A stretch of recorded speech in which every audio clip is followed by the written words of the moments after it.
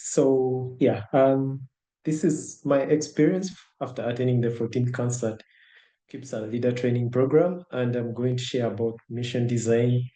And the event happened in August 19 to 29 at Nihon University, and it was hosted by UNISEC-Global in partnership with Nihon University.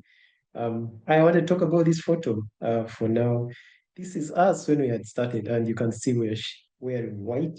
Um, we were just fresh.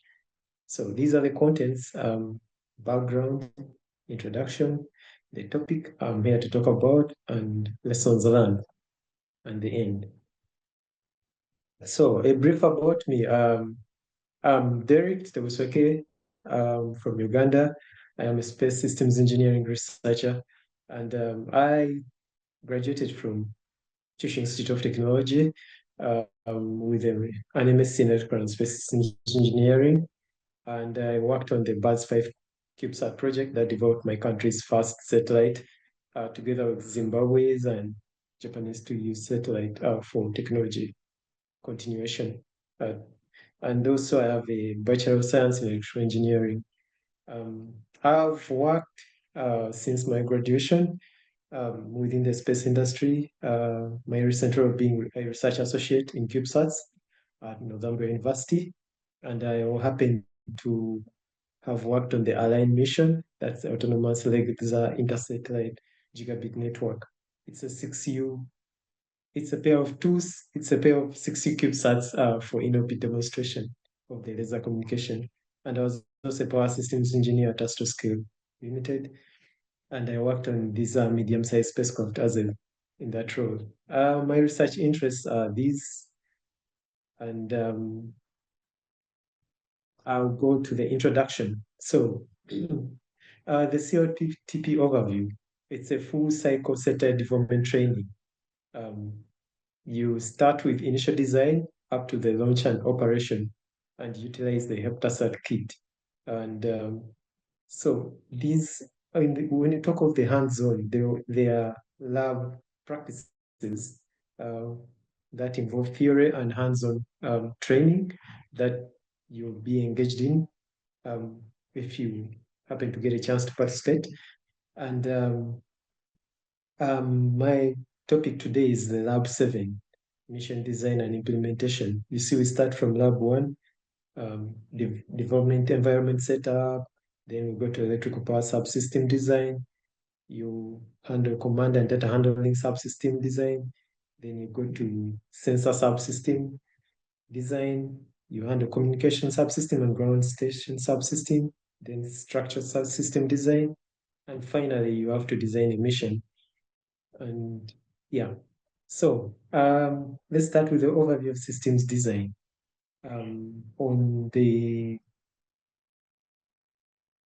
On the left, you can see that we have user needs. That's the first step when you are designing a mission.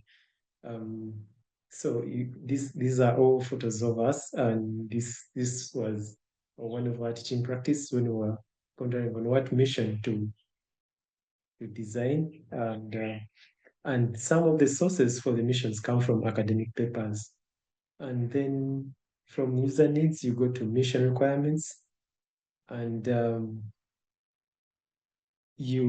under mission requirements, you tackle the operation scenario, how the mission you have thought of will happen in space. So in the operational view, you have the flowchart and also the overall system design, including launch, ground station, and the satellite. And then you go to system requirement. That's the function. This is where you define the requirements of your system. Uh, and a future can be like to communicate with the satellite. And then what is the function? You need to transmit data and also receive data. And then finally, you go to component design. Now, you derive components to use for your system from the functions. If you transmit data, of course, you need a transmitter. If you receive data, you need the transmitter. So, yeah.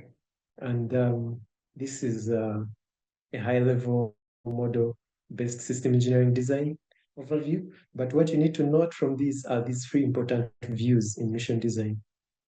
So you start with the what, that includes the operational, and then you go to how are you going to achieve it. That is the functional and the physical. Um, yes. And so, and then we go to requirement development example. So I'm going to use examples of what we worked on when we're defining our missions. And this is an example of one of the group project mission idea. It was a climate change monitoring CubeSat mission. And you can see this photo is for today's moderator.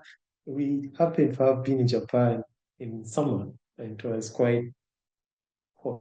So they have these outdoor fans that blow cold air. And I think this is partly due to global warming.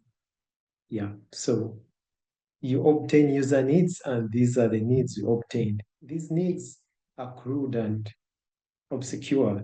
They don't make much technical sense at first.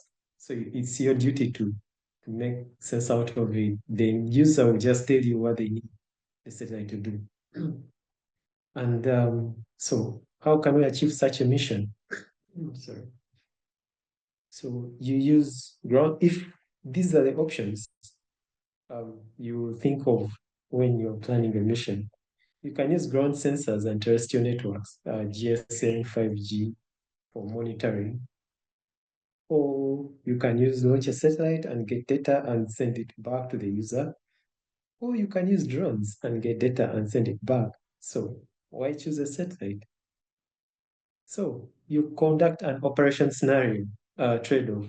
These steps in green are a number of steps I've summarized for you to make sense of how to easily come up with a mission for a satellite. So you saw step one is to obtain user needs, and then step two is to conduct operation scenario trade-off. So if you use terrestrial networks, the GSM and 5G and the mobile internet, you incur costs in terms of internet data. And from some of our countries, these costs are quite high. But if you opt for a satellite, you have um, for cloud mapping, for in the case of the mission I worked on, you have higher resolution data and many revisit times. And if you use drones, you have limited coverage. And yeah, so this is so you end up settling with the satellite. And as you're thinking of these, you should be pondering on what physical components you're going to use for that mission. As you see, when we're defining the objectives, we highlighted key sensors to use to measure smog and extreme weather. Yeah, so then we go to step number three is to create mission goal. And there are these generic statements you have to use for the whole group to understand what you're saying by using not so complicated. So one of the goals is to demonstrate multi-sensor fusion in a CubeSat for climate monitoring. That makes sense. And you have to use these key words for traceability. And yeah, there are other objectives we zeroed on. And then step number four is to create a concept sketch. So now this is an example of another mission that we worked on. It's a MISO mission, monitoring of irrigation zones using satellites and IoT. Yeah, so you have this concept showing these ground sensor nodes sending IoT data to a satellite when it passes over, and then downlinking, the satellite downlinks it to the ground station, and then the ground station transfers it to the user. Yeah, so you have to create that sketch, and then the purpose is to show interrelationships between the systems, um, the satellite, ground station, and launcher, and also it helps you to derive necessary functions um, like data uplink and downlink. This, when you reach here, you're already thinking of components to use for your mission. And then step number five is to create success criteria. And Steve, an example of our mission, we have minimal, full success, and advanced. And also for traceability, you give them these special codes. And the key minimum success is you must achieve that condition to regard your mission as a success. So this is usually a low-level success, like sending data and receiving data. Then full success is you can admit that the was a success. And then advanced success is you want to do that mission, but the cost and the skill is beyond your limit, but still you try. If yeah. Then so step number 6, you create a flow chart or diagram of the sequence between the satellite and the ground station. And yeah, still high level, get housekeeping data and acquire infrared distance from the sensor. This was our mission. And then get infrared thermal image from the sensor. We wanted to map the temperature of the clouds and also um, the thickness of the clouds to determine how to determine the rain forecast before flooding happens. Flooding usually happens when the clouds are very thick and have a lot of um, uh, rain, torrential rain generation capacity. So then you also get a camera and GPS for proof of your capture, and then you downlink the data via XB. And so these are the sensors as I've described them. And this was one of our colleagues describing this flowchart. So you go to step number 7 of creating your mission, satellite mission. You create a function decomposition diagram. Um, Remember, a future is any function you want to do with the satellite, like communicate with the satellite. This future will give you a function, like you want to transmit data, you want to receive data. So then that goes to the component, what component you need. And that's how you go down to the component level. And the idea of this is it's easy to understand the relationship between these features, functions, and components. So then step number 8 is you create a block system diagram. Uh, Still on our example of the climate change monitoring CubeSat, we had the infrared sensor and the IR distance sensor. And then we integrated them on the um, HeptaSat mission board. And the purpose of the block diagram is to present how components are connected to each other. And then, yeah, if you reach there, um, there's this get review called mission design review. So it's a presentation of the mission feasibility, and you're presenting to the user who is your customer. And yeah, Okay. this is us, another team. And then step number 10 is create a component list. So now you are going to create a breadboard model of your system. So you have to buy these components.